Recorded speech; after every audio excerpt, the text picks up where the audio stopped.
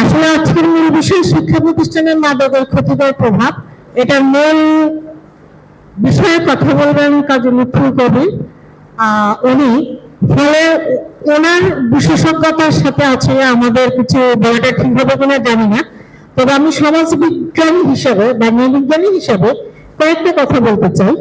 সেটা হচ্ছে যে আমরা মাদক আসক্তির বিষয় যখন আসে বা মাদকে আমাদের তরুণ সমাজ কিংবা আমাদের শিক্ষার্থীরা হঠাৎ করে এখানে আসে, এবং এখানে আমি বলবো যে সমাজের মধ্যে আমাদের যে সলিডারিটি বলি, পরিবারের মধ্যে বলি, সেই সলিডারিটিটা এখন অনেক কমে গেছে। কারণ পরিবারের মধ্যে আমরা একাকিত্ব ভুগি। আমাদের সময় যখন ছিল তখন আমরা যৌথ পরিবারেই বেশি ছিলাম, ভাই বোন বেশি ছিল, এবং সেই সময় যে বিষয়টা ছিল যে নিজেদের মধ্যে ভাই বোনের মধ্যে ভাবের আদান প্রদান করা এবং পরস্পর পরস্পরের সাথে কথা বলা, মারামারি করা, কথা কাটাকাটি করা সবকিছুই ছিল। এখন যেটা হচ্ছে, দেখা যাচ্ছে যে এখানে ওই সংগীতের পরিবর্তে ইন্ডিভিজুয়ালিস্টিক একটা অ্যাটিটিউড সবার মধ্যে কাজ করে, এবং বিছনা শেয়ার করা, রুম শেয়ার করা, এই বিষয়গুলো এখন আর নেই। সবাই নিজের রুমে আবদ্ধ হয়ে থাকে, এবং তার পাশাপাশি আরেকটা বিষয় যেটা কাজ করে যে মোবাইল নিয়ে, বিশেষভাগ মোবাইল নিয়ে অনলাইনেই থাকে বেশি। কারণ একই বিছানায় বসে যদি বন্ধু আত্মীয় স্বজনে এসে বাচ্চারা একই বিছানায় থাকে, দেখা যায় যে গল্প করতেছে বসে বসে, কিন্তু সেই গল্পটাও দেখা যায় যে ওই মোবাইলের মধ্যে দিয়ে, চেটিং এর মধ্যে দিয়ে হচ্ছে। অর্থাৎ তাদের মধ্যে যে পরস্পর আলোচনা এবং তার মধ্যে যে তাদের সাথে কথা বলা, ভাবের প্রকাশ করা, এই বিষয়গুলো অনেকটাই কমে গেছে। ফলে নিজের ভাব প্রকাশের যে জায়গা, এই জায়গাগুলো অনেকটা কমে যাওয়ার ফলে দেখা যাচ্ছে যে তাদের মধ্যে কোনো প্রশ্ন থাকলে, কোনো জিজ্ঞাসা থাকলে, কোনো সমস্যা থাকলে সেটা আর প্রকাশ করছে না। ফলে এক ধরনের একাকিত্ব ওইখানেই তৈরি হচ্ছে।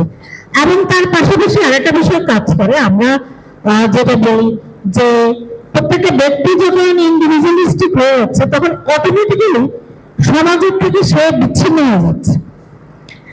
এবং আমরা যদি এলিমিনেশনের কথা বলি, মার্কসের থিওরি অনুযায়ী, তাহলে সেই ক্ষেত্রে দেখা যাচ্ছে যে আমার ডিভিশনাল ফ্লেভার যখন হচ্ছে, আমরা যখন কাজের ক্ষেত্রে ভিন্ন ভিন্ন চিন্তা করছি এবং আলাদাভাবে বসবাস করছি, অর্থাৎ কেউ কারোর সাথে যোগাযোগ কম করছি, ফলে কোনো ব্যক্তির বা কোনো শিক্ষার্থী যখন কোনো সমস্যা হচ্ছে সে আর প্রকাশ করছে না, এবং সে তার মধ্যে যে একাকিত্ব, তার যে চিন্তা চেতনা প্রত্যেকটা বিষয়ের মধ্যে তার নিজের মধ্যেই থাকছে, এবং তার প্রেক্ষিতে দেখা যায় যে আমরা অনেক সময় বলি যে সে এমিনেট সুইসাইডের দিকে চলে যাচ্ছে। অর্থাৎ তার মধ্যে দেখা যায় যে সে যে আত্মহত্যা করতে পারে, কিন্তু কেন করবে সেই বিষয়টা পাশের জন জানে না, কারণ তার মধ্যে ওই বিষয়গুলো কাজ করে। আর মাদকাসক্তির বিষয় যদি বলি, আমি বিভিন্ন তদন্ত কমিটিতে থাকার কারণে অতীতে আমি যেটা বলবো, জাহাঙ্গীরনগর বিশ্ববিদ্যালয়ে কিছু অভিজ্ঞতা আমার আছে। এইভাবে যদি বলি, আমাদের যখন একটা ছোট 18 বছরের পর সে ইন্টারমিডিয়েট পাস করে সে জাহাঙ্গীরনগর বিশ্ববিদ্যালয়ে ভর্তি হয়, হওয়ার সাথে সাথে আমাদের বিশ্ববিদ্যালয় বিভিন্ন পত্রপত্রিকা তোমরা জানো, তার পাশাপাশি যারা এখানে শিক্ষার্থী তারাও জানো যে প্রথম অবস্থায় র্যাগিংয়ের শিকার হয়। এবং একটা স্টেজে দেখা যায় যে কিছু কিছু আছে যে প্রিয়শক্তি জাহির করার জন্য তাকে সিগারেট খেতে হবে, এবং এই সিগারেট থেকে পরবর্তীতে সে দেখা যায় যে মাদকের মতো ভয়াবহ জিনিস ঢুকে পড়ে, কারণ সে যে একটা পুরুষ তাকে সেটা প্রমাণ করতে হবে। এটা হচ্ছে একটা দিক।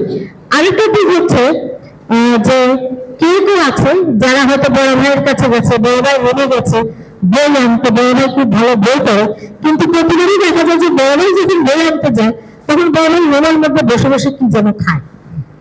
এমন একটা স্টেজে কিউরিওসিটি থেকে এরকমই তথ্য আছে, মানে একদম তদন্ত করতে গিয়ে কিউরিওসিটি থেকে দেখা যায় যে সে নিজেই একবার টেস্ট করে থাকে, এবং সেই টেস্টের বিষয়টা ছিল হিরোইন। এবং এখানে যখন সে টেস্ট করতে যায় প্রথম দিকে, এবং সেইখানে প্রথম দিন তাকে যখন আমরা তদন্ত কমিটি যেতে আনি, তখন আমি জিজ্ঞাসা করেছিলাম তুমি হিরোইন নেওয়ার পরে কতবার বমি করেছো, 7 বার না 8 বার? ও প্রথম আমার দিকে হা করে তাকিয়ে থাকে, তারপরে বলে ম্যাডাম আপনি কিভাবে জানেন? আমি যে আমি যখন এখানে বসে আমার একটা গবেষণা কাজ আছে মাদকাসক্তির উপরে, সেটা ছিল আমাদের মুক্তি ক্লিনিক এবং প্রত্যয়, এবং সেই জায়গাতে তখন আমি পরের দিন কবে